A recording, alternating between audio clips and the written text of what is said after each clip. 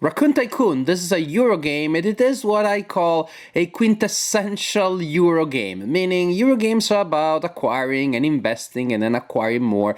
And this is what Raccoon Tycoon does in a particularly perspicuous, evident, direct, straightforward way. It is a game in which you collect resources to buy more expensive resources to buy victory points. That's what the game is, which I'm not saying with any negative implication, that's just how the game works. The theme is about, well, these adorable mammals, anthropomorphic mammals that are buying stuff, buying railroads, building towns, etc., etc., because why not? They're cuter than people. So, here you have the board that is used mainly to organize some of the components, plus to keep track of prices. We have a deck of price and production cards. We have adorable wooden components representing goods such as wood, coal, iron, goods or boxes, wheat, and what is called luxury, but I think it's wine. They wanted to make it family friendly. We have non-paper money. This is important. When I opened the box, I was like, ugh, paper money. But in truth, this money is plastic, and that prevents the problem that you have, especially with paper money, that you don't know exactly how many banknotes you have until you double check and triple check, and then they get dirty and ugly. And viruses stick to paper money, turns out. No, this is true. I read it on the internet.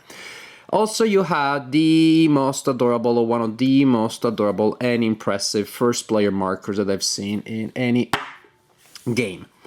Now, the general idea is this. You have a hand of price and production cards, and each turn you will take one of 5 actions. A common action, or at least a very basic one, is play a production and price card. It's kind of weird because you have to use the bottom half of the card before you use the top one.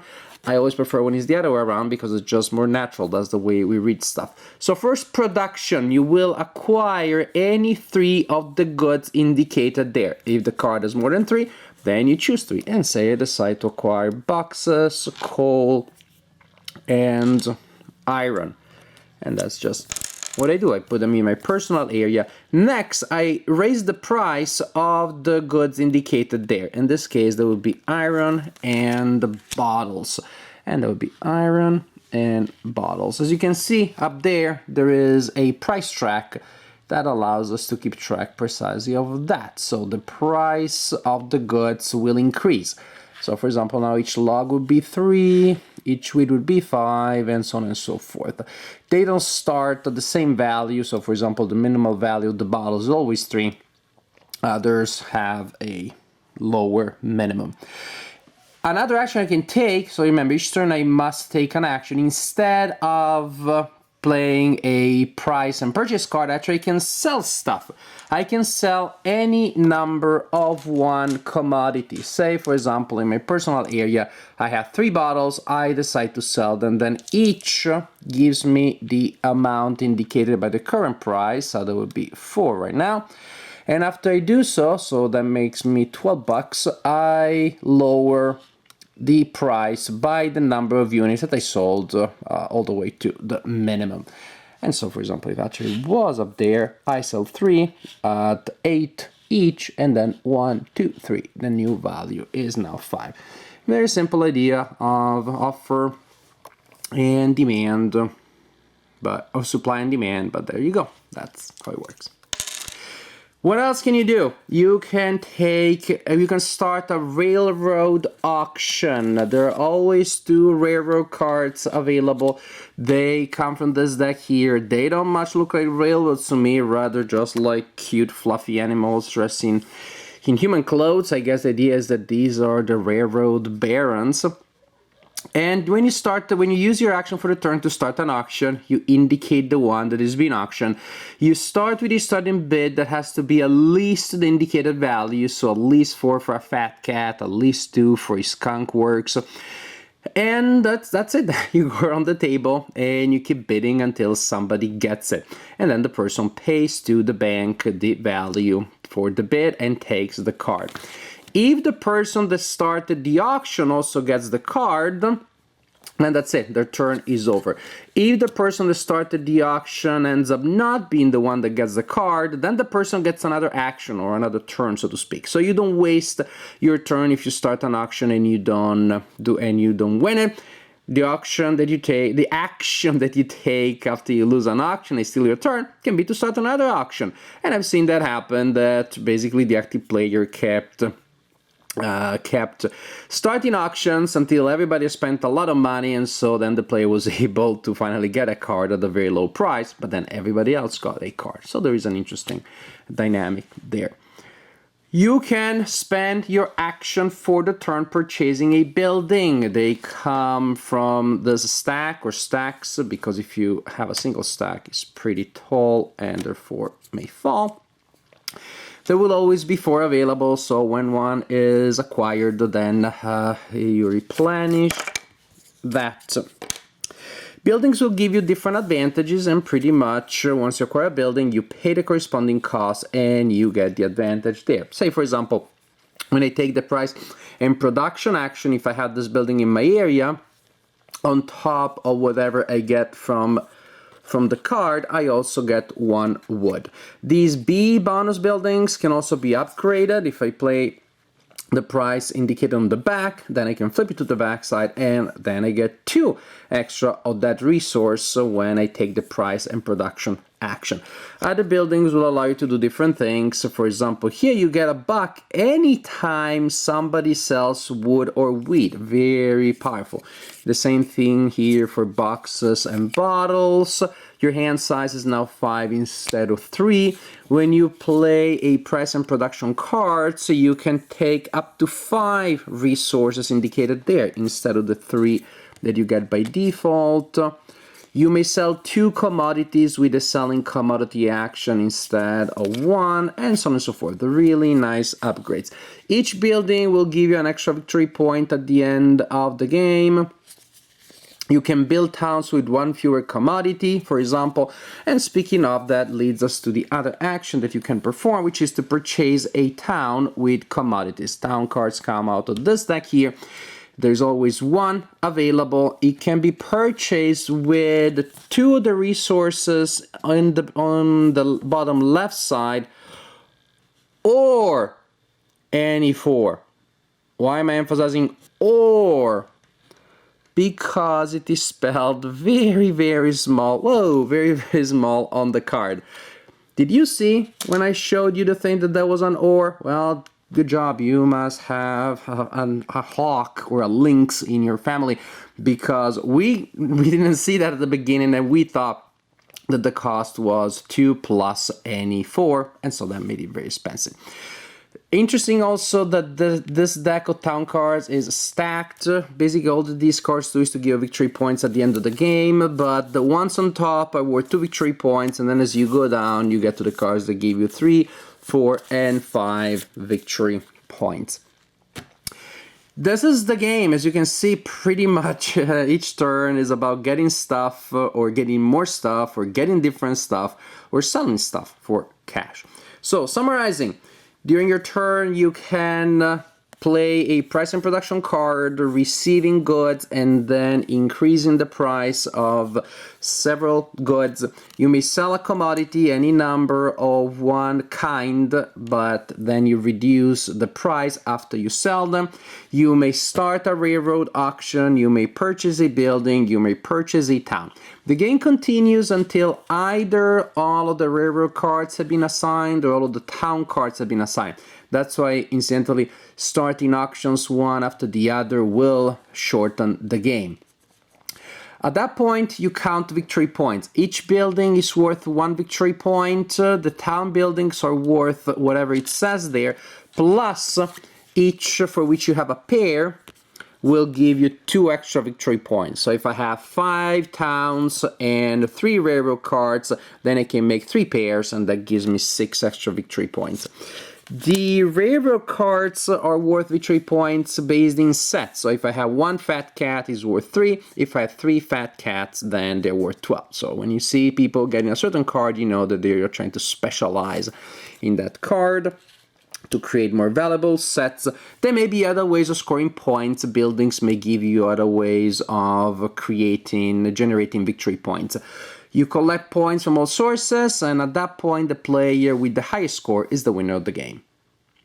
Important thing, money is worth nothing at the end of the game. This is important. Raccoon Tycoon is really good stuff. This is a fun Eurogame. It could be even a gateway Eurogame, meaning, yeah, sure, it's a little more complicated. There's more stuff going on than in Ticket to Ride or some other games that we use to lure new players into the hobby, but it's not more complicated than Carcassonne, for example. Actually, it's a lot easier to score at the end than Carcassonne. So it could definitely work that way with completely new gamers that have never played anything in the Eurogame family, with very casual gamers. But actually, that's what I think, but I don't have any evidence, but I feel comfortable because I played it with pretty hardcore gamers and we all had a good time. No one thought, this is too easy, this is too bland for me.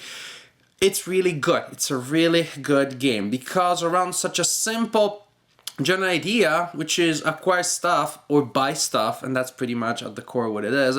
Then there are a lot of subtleties here. Of course, it's all about the timing. Well, I'm gonna use price and production cards to pump up the price of something that you will sell. And then by the time I get a chance of selling it, it's totally useless.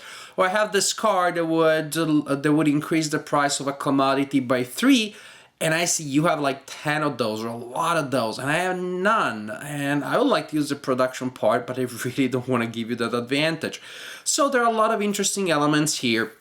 How much you increase a price before you try to cash it in, before you make it so good that then somebody else cashes it in. Or wait for everybody to have not many of that commodity, then I quickly try to raise the price, and then when the game comes back to me to sell at a high price.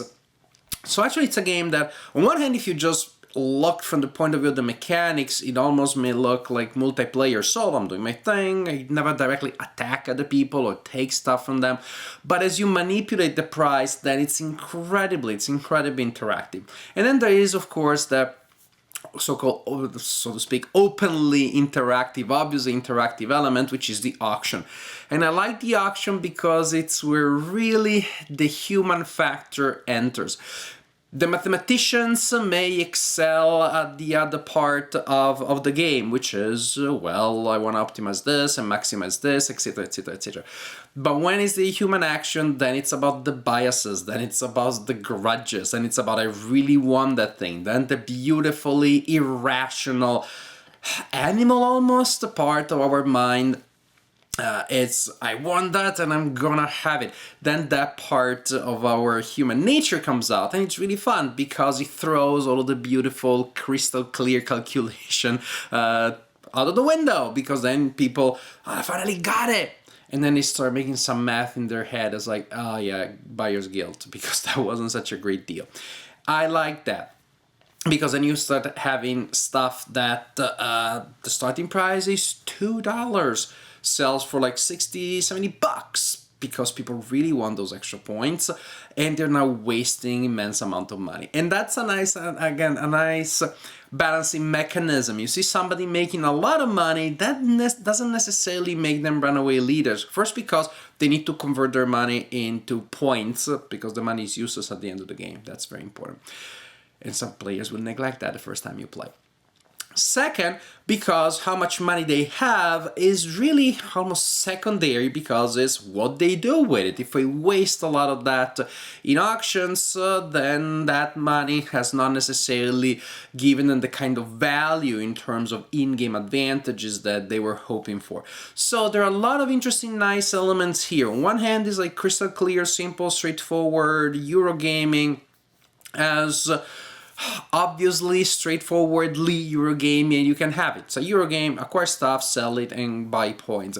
On the other hand, nice interlocking mechanisms of like straightforward acquisition, of timing connected to the fluctuating values on the market, and the auction, where the value really is connected not necessarily to, again, the actual value, but to how stubborn people are, connected to timing, connected to personalities, well, then you have a really rich, really nuanced general situation.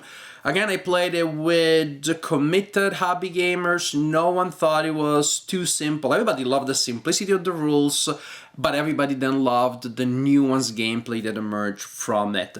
We were also afraid that the game was going to overstay its welcome because the stacks of town cards and railroad cards look pretty thick, and at the beginning people are building their money engine, their building engine, but then after a while things take off as people start grabbing town cards and railroad cards, and so it ends up that the game, if anything, feels a little like, if I had 3 more turns, and everybody's thinking that. So that's a good sign, because it means that, again, the game has not overstayed its welcome. Raccoon Tycoon, really impressed. It's a great production. The game looks great. The production is really high. But most important, it's a game with a really fun, really captivating, really engaging gameplay. And something you can play with complete novices or with expert gamers. So what else can you ask for? It's a great game. Raccoon Tycoon.